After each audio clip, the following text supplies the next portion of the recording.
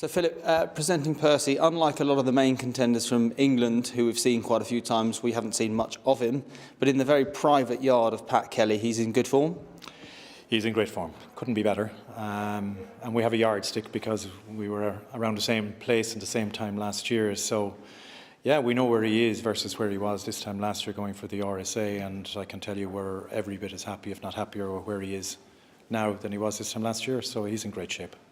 And you'd be perfectly happy going to the Gold Cup with just the one run under his belt? Well, look, the season has thrown up what the season has thrown up. The horse is back in training earlier than he was last year. I didn't send him back until the very end of August last year. I sent him back at the very beginning of August this year. So, you know, it's not as if we set out to have one run for Percy during the year. If that were the case, he would have been with me well into September. So, but the season has thrown up for us what it has thrown up for everybody else. So the first part of the season got decided for us. We got our run into him in Gorn a couple of weeks back.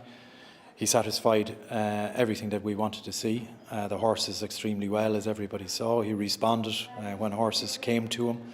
And he was going away at the finish and ran through the finishing line. So for me, that's all we wanted to see in terms of how healthy Percy was. So now, would I have preferred to get another run into him? The answer to that is probably yes. We would have probably preferred to get another run into him. But am I concerned about if we don't? I'm not. And I'm really more concerned 3 weeks out if we go ahead now and try and run him again. We certainly won't run him for the sake of running him. And if Pat decides tomorrow morning, which is probably when we'll make that final decision as to whether he'll go or not, if Pat decides to run him, then we'll run him. But if Pat decides to go straight to Cheltenham, then I'm happy to do that as well. And from what you were saying to us earlier, Pat Kelly is a man with very little in the way of facilities, so quite miraculous in a way that he's got, you know, not just one horse, but a few horses of real talent and got them and prepared them so well for you know, big success. Yep, you know, you'd have to see it, and sadly you won't, because he doesn't let too many in around the place, Sam. So, yeah, but to do what he's done and to land them in Cheltenham on the big day, as well as he's done, not once, not twice, but 3 times, and not the Pretemps each year either, but the Pretemps and last year the RSA, you know, I think speaks volumes about what the guy is as a trainer. He's, you know, he's an incredible man to train a racehorse.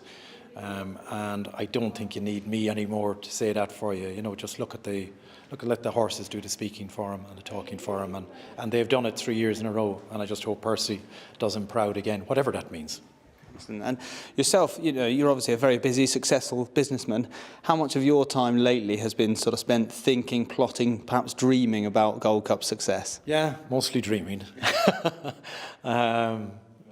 Look, I have my own day job to do. Pat does his. So do we keep in touch? Of course we do, fairly regularly.